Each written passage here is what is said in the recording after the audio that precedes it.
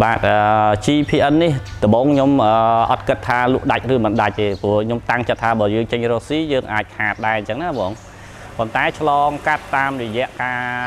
លក់ក៏ដូចជាការជួយជ្រោមជ្រែងពីរយៈតាមរយៈក្រុមហ៊ុនដែលគាត់បានបញ្ជូនក្រុមគ្រូបច្ចេកទេសចុះទៅជួយដល់ជាការបង្កើនភាពទុកចិត្តចំពោះកសិករយើងអញ្ចឹងខ្ញុំសូម្បីតែខ្ញុំក៏មានទំនុកចិត្តក្នុងការប្រាស្រ័យដូចគ្នាដែរដោយសារយើងមានគុណភាពហើយមានក្រុមគ្រូបច្ចេកទេសចុះទៅជួយសហការទៀតបាទ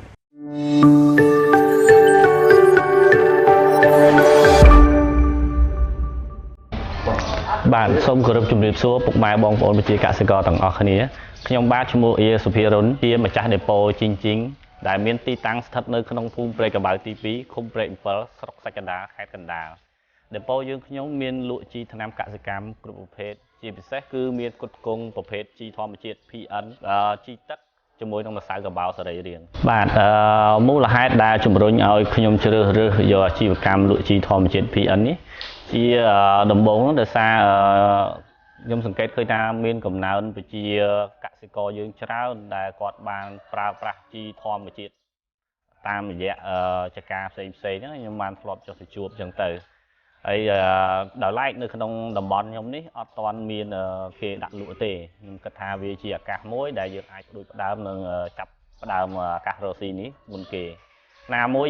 ជីធម្មជាតិ PN នេះគឺផលិតឡើងដោយកូនខ្មែរយើងផ្ទាល់តែម្ដងហើយវាអត់មានប៉ះពាល់ដល់សុខភាពអត់អីទេ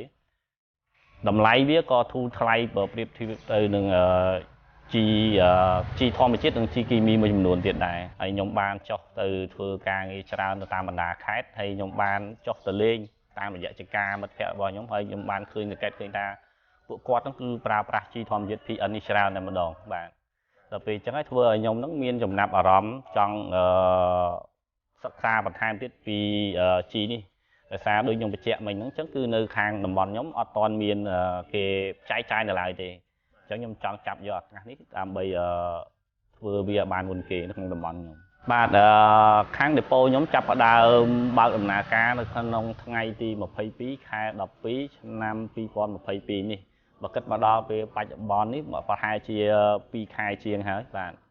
ហើយចំពោះសន្ទុះក្នុងការលក់វិញខ្ញុំសង្កេតឃើញថាគឺលក់បានច្រើនគួរសមដែរចំពោះជីគ្រាប់យើងមកដល់ពេលនេះយើងលក់ចេញប្រហែលជា60តោនហើយចំពោះជីទឹកយើងលក់បានប្រហែលជា50កេសហើយជាមួយនឹងម្សៅកបោយើងក៏លក់ប្រហែលជាបាន50តោនដូចគ្នាដែរបាទតាក់ទងទៅជាមួយនឹងគុណភាពដោយសារពីមុនមកខ្ញុំអត់ទាន់បានមិនមែនជានៅក្នុងវិស័យកសិកម្មហ្នឹងគឺខ្ញុំអត់បានសូវចាប់អារម្មណ៍នឹងគុណភាពហ្នឹងទេប៉ុន្តែដែលឡែកខ្ញុំបានចូលរួមប្រឡូកហើយក៏ដូចជាបាន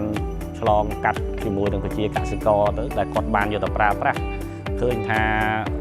ទិន្នផលរបស់គាត់ហ្នឹងគឺបន្លែរបស់គាត់ហ្នឹងគឺមានសភាពល្អខ្លាំងប្រែប្រួលខ្លាំងដែលគាត់អាចទទួលយកបានអញ្ចឹងណាបង21ទៅគឺដោយសាររឿងតម្លៃហ្នឹងគឺវាល្អដែរបាទគាត់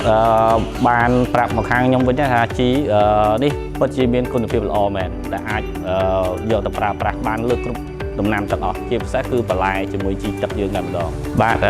GPN នេះដំបូងខ្ញុំ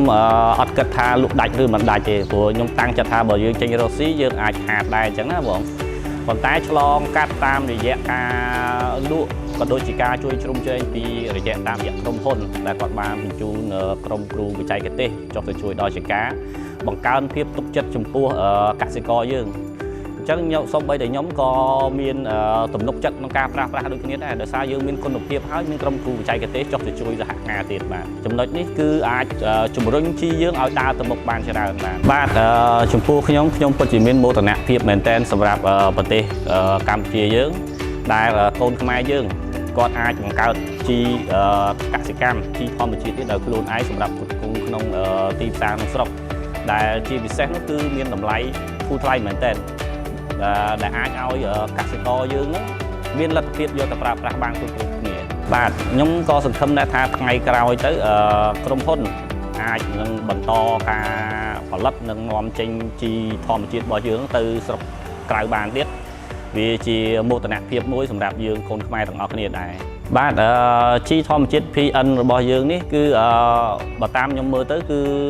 គាត់ចូលរួមយ៉ាងច្រើនចំពោះវិស័យកសិកម្មក៏ដូចជាក្នុង វិស័យក្នុងសង្គមជាតិយើងដែរទីមួយតកតងទៅក្នុងវិស័យកសិកម្មជីធម្មជាតិ PN បានជួយសម្រួលដូចជាបញ្ហាប្រើប្រាស់ដោយទំនុកចិត្តអត់មានប៉ះពាល់ដល់សុខភាពបាទទី2គឺរឿងតម្លៃដែលវាមានតម្លៃធូរមែនទែនដែលអាចឲ្យជាពលរដ្ឋយើងប្រើប្រាស់បានគ្រប់គ្នាទី3គឺតកតងទៅជាមួយនឹងការ recycle ឡើងវិញការប្រើប្រាស់ឡើងកែច្នៃឡើងវិញតកតងជាមួយនឹងកាកសំណល់ធម្មជាតិពីបន្លែពីលាមកសត្វផ្សេងហ្នឹងបងបាទបើសិនជាបងប្អូនប្រជាកសិករយើងដែលមានបំណងចង់យកទៅប្រើប្រាស់ឬក៏ចង់យកទៅចែកចាយបន្តទៀតអាចទំនាក់ទំនងមកតាមរយៈដេប៉ូខ្ញុំបាទដេប៉ូជីងដែលមានទីតាំងស្ថិតនៅក្នុងភូមិព្រៃកបៅទី2ឃុំព្រែក7ស្រុកសាច់កណ្ដាលខេត្តកណ្ដាលឬក៏អាចទំនាក់ទំនងតាមលេខទូរស័ព្ទខ្ញុំផ្ទាល់លេខ015 34 39 48និងមួយខ្សែទៀត099 34 39 48បាទសូមអរគុណជីធម្មជាតិ PN